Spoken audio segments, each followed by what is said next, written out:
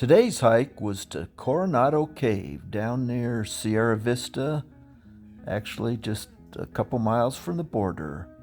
And we were joined by Richard and Lark. The hike's only a short half mile, but it's straight uphill. Once we got started, Kelly thought I should ask Richard and Lark the same question I asked him last week. Okay, Richard, where are we headed? We are on our way to the Coronado Cave. Hi. In the Huachuca Mountains. The Huachuca Mountains? The Huachuca Hey, Mountains. do you have a riddle for Richard? Like perhaps what three numbers added up and multiplied? You say it better, Jerry. Let's go. Yeah. So we can concentrate. The sum and the product of these numbers is the same. So if you add these three numbers together, you get the same answer as if you multiply these three numbers together. And it can't be zero, like 0 plus 0 plus 0 is 0. But they could have been. I mean, that would work, but that's not, That's what I was gonna say. yeah, that's not it. One. Three numbers. One, and one. No, 1 plus 1 plus 1 is 3. 1 Oh. times 1 times 1 is 1. My brain's already hurting. I give up. You giving up One. already? Okay, 1, 2, 3. That's it. Wow. I got it! I shouldn't have told you. He wasn't quite sure yet.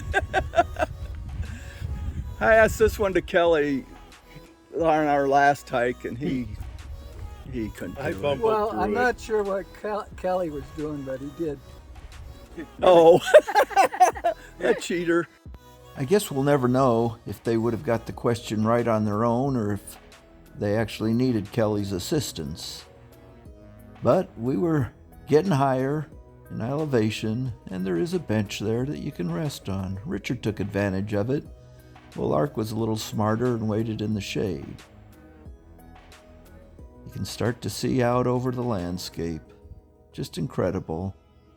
And as you look off to the left a little bit there, you can actually see the border wall. Kind of interesting, close to Mexico. But now we begin the even tougher part of the climb as it goes straight up the stairs. But with every step, we're getting a little closer. I always say I hate going uphill, especially in the higher elevation, but you gotta do what it takes, and eventually you'll get there. Of course, once you get there, then it's time to climb down into the cave. Richard's gonna show us the way. Richard, Lark, and Kelly all brought headlamps. I just brought a flashlight, but my flashlight was a lot better than their headlamps. Just made it more difficult once I was inside to actually take pictures. The climb down's a little bit challenging, but if my 70-year-old brother can do it, I shouldn't have any problem. Lark scrambles down, and now it's Kelly's time. I don't know what he's saying there, but probably best that I left the sound off. Just a spectacular view from the top of the cave. Can't wait to get down inside.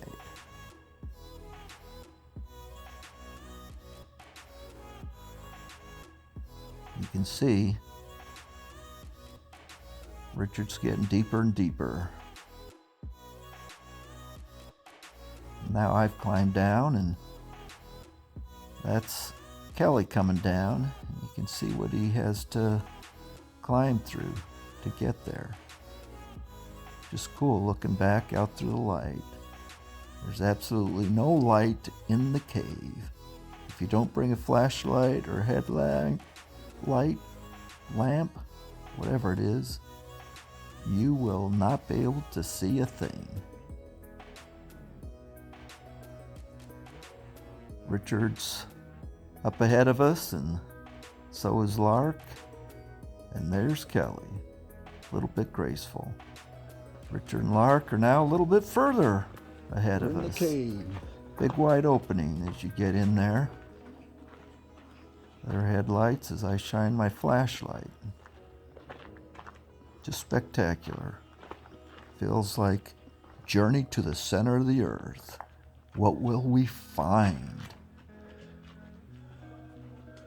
Pretty cool. I also took a couple still shots to document our descent into the cave. Just the lighting and the look, just very, very cool. Look for the arrow to spot the people. But there's the dragon. You see the mouth and the eye? Richard and Lark are looking at it, and it actually glows in the dark if you shine your light on it. Couldn't get a picture of that though. As you go a little deeper, you start to see some stalactites and stalagmites. This was actually once a living cave.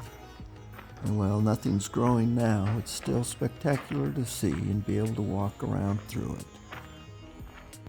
Of course, if you want to see a spectacular living cave,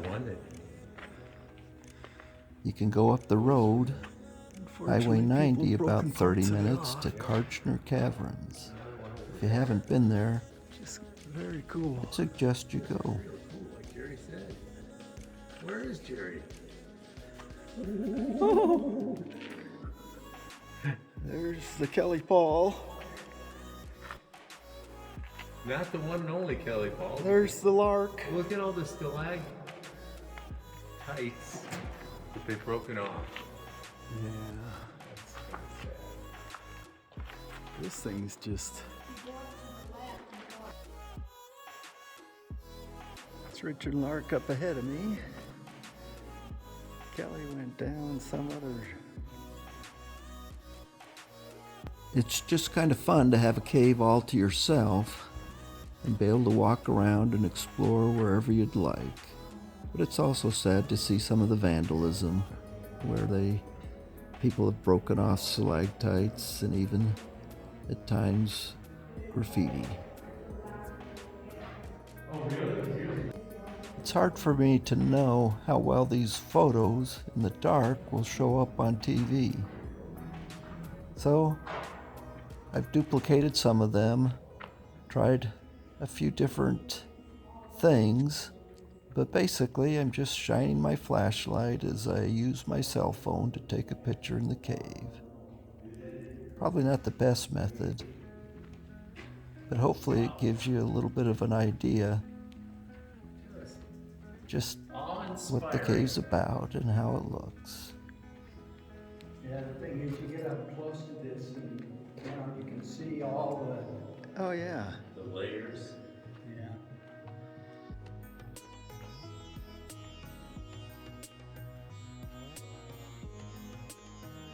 Stalagmite.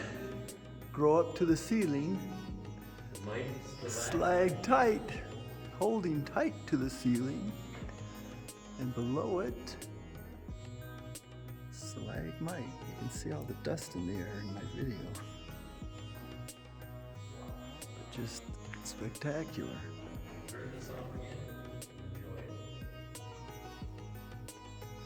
This is one of the top.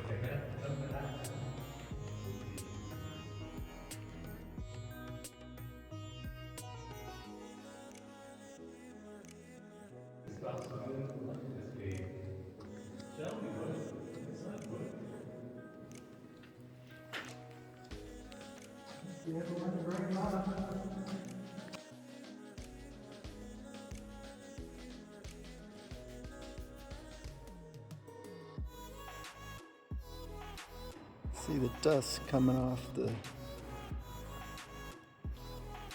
floor. Oh, I do see. I feel air coming in. Richard crawled back in there?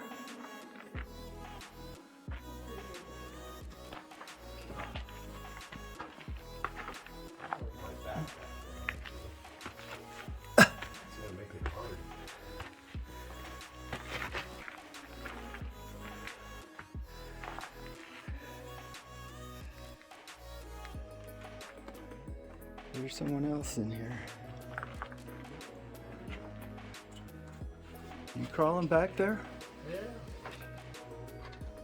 Or I hear a fox. I hear something.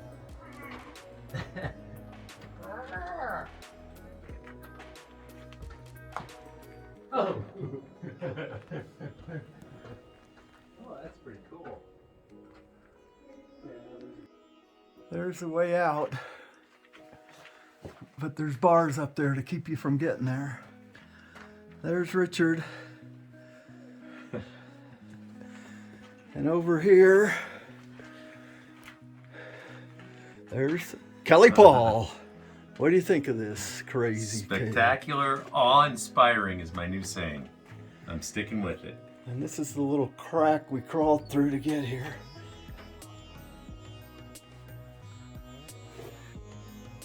And here's me.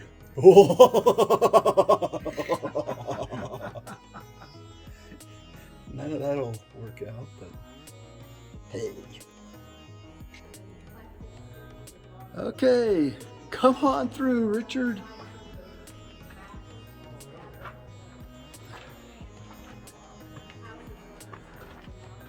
There's Richard, made it through. Next victim is Kelly. I made it. At least I think I made it. Now I made it. Oh!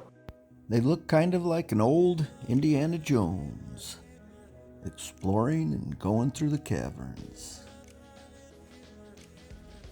Cool experience. But then it's time to climb back out.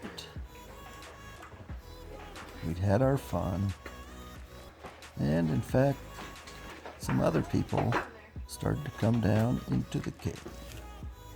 So we had company, so it was definitely time for us to leave.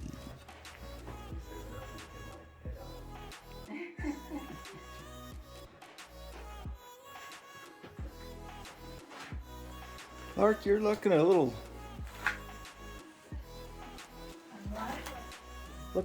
dusty. In a white shirt. Well, Richard, thanks for bringing us here. You're welcome. One thing I failed to mention is that before we started this hike, Lark fed us a great lunch. And I think I ate half a dozen chocolate chip cookies. This was actually the second of 3 hikes we did this day, and then we did a nice hike the next day. And in spite of all this hiking, due to the food that Lark provided, I still gained, about 5 pounds. But it was time to make our way down, and I don't know if it was the chocolate chip cookies or the high altitude that caused a lack of oxygen to Kelly's brain, but listen to this. We have a real interesting phenomenon.